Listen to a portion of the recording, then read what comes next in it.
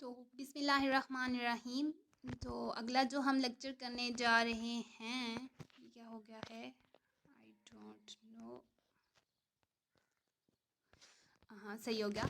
तो आज हम जो लेक्चर करने जा रहे हैं वो है सोशल साइकोलॉजी का लेसन नंबर 5। ये भी बहुत सिंपल सा है, वही मैंने बताया था कि 5 तक लेक्चर्स तो रिसर्च मेथड्स पर रिसर्च मेथड्स को एक्सप्लेन करें। तो हम देखते हैं रिसर्च प्रोसेस में कलेक्टिंग डाटा को कर रहे थे। तो हमने पिछले लेक्चर में प्रोबेबिलिटी सैम्पलिंग को देखा था। तो इसमें हमने देखना है non probability sampling may not be this may not be representative valid for inference about population characteristics is neither assumes nor testable। तो टेस्टेबल नहीं होते इसके करेक्टरिस्टिक्स। तो देख लेते हैं कौन कौन से हैं non probability samples.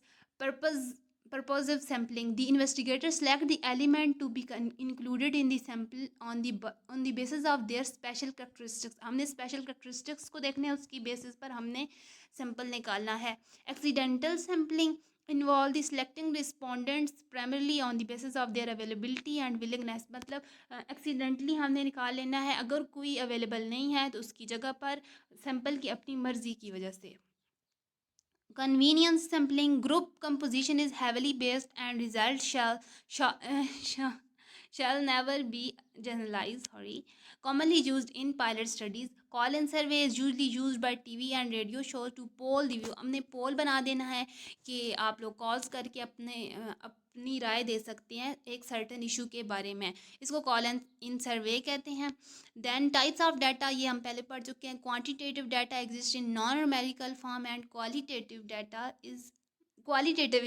Non numerical form में होता है, और क्वांटिटेटिव में हम क्वांटिटी को डिस्कस करते हैं, मतलब हमने नंबर्स बताने होते हैं, और जितना भी न्यूमेरिकल डाटा हमारे पास होता है वो हमने इसमें डालना होता है। टेक्निक्स ऑफ डाटा कलेक्शन, अब डाटा कलेक्शन की कौन कौन सी टेक्निक्स हैं।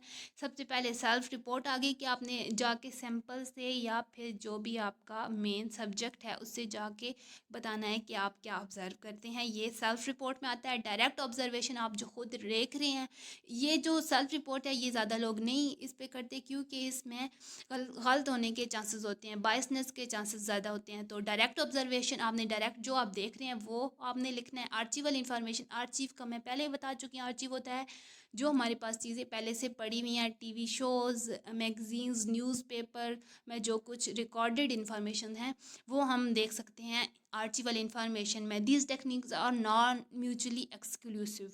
Analyse the data and revaluating the theory, अब हमने डाटा को एनालाइज करना है। इस स्टेप में डाटा एनालाइजिंग होती है and revaluate the theory. Once the data was being collected, first part and the second 77th step is to conduct data analysis, which usually require extensive knowledge of statistical approach and computer software packages. These two basic kinds of statistics are descriptive and inferential. Type of statistics कौन सा है? Descriptive statistics and inferential statistics. Descriptive statistics merely summarize and describe the behavior of characteristics of a particular sample of participant in a study। अब हमने एक particular sample की हमने behaviour को study करने के लिए डिस्क्रिप्टिव स्टेटिस्टिक्स यूज होते हैं, जबकि inferential statistics move beyond more description to make influence about the larger population. जबकि एक लार्जर पॉपुलेशन के बारे में जो हमने डिस्क्रिप्शन देना है उसमें इन्फ्रेंशियल डिस्क्रिप्शन यूज होता है। Examples, Hovland and Sears in 1940 found significant correlation between economic frustration and launching of black by white people in Old South. Analysis of data also determined the validation of theory। उन्होंने एक theory दी थी, आप Google पे search कर लेना, Hovland and Sears ने कौन सी theory दी थी तो आसानी से आपको समझा जाएगा। Step 8, report the result. अब हमने रिपोर्ट लिखनी है। If research was not written up did it really occur. अगर हमने रिसर्च को लिखा ही नहीं तो उसका हमें कैसे लोगों को पता चलेगा कि हमने रिसर्च की है। तो इसको पब्लिश करना बहुत ज़रूरी होता है। Parts of a research article कौन कौन से होते हैं? Title, author and their affiliation, abstract और introduction, method, result, discussion, conclusion, references, table, figures, appendices and footnotes. इनको एक्सप्लेन करने की बिल्कुल भी ज़रूरत नहीं, आप सबको पता है इनका मतलब क्या है। रिसर्च डिज़ाइन आगे आ जाता है important part that the research, हमारी रिसर्च का डिज़ाइन कैसा होना चाहिए। It is almost always helpful to make a film distinction between design based on looking for a difference between group and those looking for relationship association between variables. Important research design, there are three important research designs: descriptive investigation, design based on difference between groups, and the third was design based on association between variables. Descriptive investigation क्या होती है? Non experimental design geared toward describing phenomena, a quantitative study to determine the normal range of body temperature of a population. अब ये example दे रहे हैं कि non experimental, जिसमें experiment की कोई ज़रूरत नहीं, हमने आर्चिवल डाटा से ले लेना है और उसको डिस्क्राइब कर देना है, बस उसको डिस्क्रिप्टिव इन्वेस्टिगेशन में आ जाता है। इन्होंने एग्जांपल दी हुई है कि आपने नॉर्मल बॉडी रेंज बताना है लोगों का, एक ख़ास पीरियड ऑफ टाइम में भाई कितना लोगों का बॉडी टेम्परेचर कितना कितना है। Design based on difference between groups, independent and dependent groups. Independent unrelated groups मतलब वो एक दूसरे पर इन्हिसार नहीं करते। In ideally created by random independent sampling or by post hoc division. Dependent group कौन कौन से होते हैं? जो कि एक दूसरे पर रिलाई करते हैं। Group link by some factors which means the value of one group are likely to influence the other. A clear example is the use of repeated measure design to assess change over time. Repeated measures are very popular design as they require less subjects as they act as their own control. मतलब हम example में हम देख लेते हैं कि हमने दो ग्रुप ले लिए हैं और दोनों ग्रुप में दो पॉपुलेशन में से हमने दो सैंपल निकाल लिए हैं। उन सैंपल को हम डिफरेंट कंडीशंस पर बार बार टेस्ट कर सकते हैं। ये होते हैं डिपेंडेंट वेरिएबल में, इनमें हमें इतनी ज़्यादा सैम्पलिंग की भी ज़रूरत नहीं होती।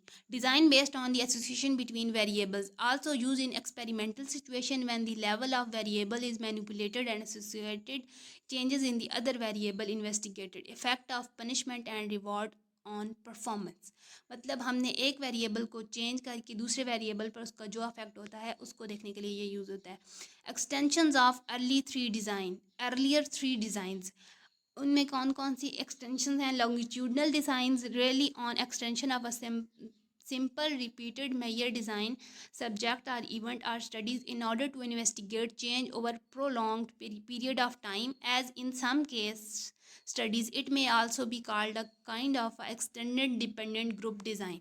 Mixed designs are a combination of independent and dependent group designs, hence having the, मतलब इनको हम मज़ीद इन डिज़ाइन को एलेबोरेट करने के लिए हमने उन्हीं डिज़ाइंस में का मिक्सचर कर देना है। डिपेंडेंट डिज़ाइन का भी और इंडिपेंडेंट डिज़ाइन का अगर वो मिक्स डिज़ाइन कहलाता है। मोस्ट कॉमन रिसर्च मेथड जो हमने पहले भी पढ़े हैं: observational research, correlational survey and experimental method. Observational description is the goal of observational research, हमने डिस्क्राइब करना है। ऑब्जर्वेशनल रिसर्च में हमें पहले बता चुकी हैं कि हम डिपेंड करते हैं उस बंदे पर जिससे हम पूछ रहे हैं, वो जो हमारा सैंपल होगा या जिस पे हम एक्सपेरिमेंट कर रहे होंगे, जो भी वो बंदा होगा वो डिस्क्राइब करके बताएगा कि ये हुआ है। The common types of observational method employed by social psychologist are naturalistic observational, participant observation and archival research. ये इसके तीन डिस्क्रिप्शन ऑब्जर्वेशनल रिसर्चेज में ये तीन आती हैं। कैरेक्टरिस्टिक्स ऑफ ऑब्जर्वेशनल रिसर्चेज कौन सी हैं? Simply recorded the behaviour, don't attempt to change it. मतलब कि हमने रिकॉर्ड करना है, हमने ऐसा नहीं करना कि हम वेरिएबल्स चेंज कर दें या हम उसको चेंज नहीं कर सकते। Highly invalidity as the observer behaviour is real and actual sample of target behaviour rather than a sign of behavior. Observation of a pro-social behavior at the time of a real accident on the road, मतलब इन्होंने example दिया है कि ये थोड़ा सा real होता है, इसमें वैलिडिटी होती है, क्योंकि अगर हम ये देख रहे हैं कि एक एक्सीडेंट होता है तो लोग कैसा बिहेव करते हैं, वो देखने के लिए लोगों का रियल रिएक्शन हमने रिकॉर्ड करना है। High in resource consumptions, many apparatus और इंस्ट्रूमेंट्स में भी required, time consuming, difficulty to quantity, मतलब हमें कैमरा वगैरह की ज़रूरत हो सकती है लोगों का रिएक्शन नोट करने के लिए ऐसी सिचुएशन में। Essentials of observational functional analysis is an essential of observation consist on a antecedent behavior and consequences. ये आगे आई थॉट के ये एक्सप्लेन हुए हुए हैं.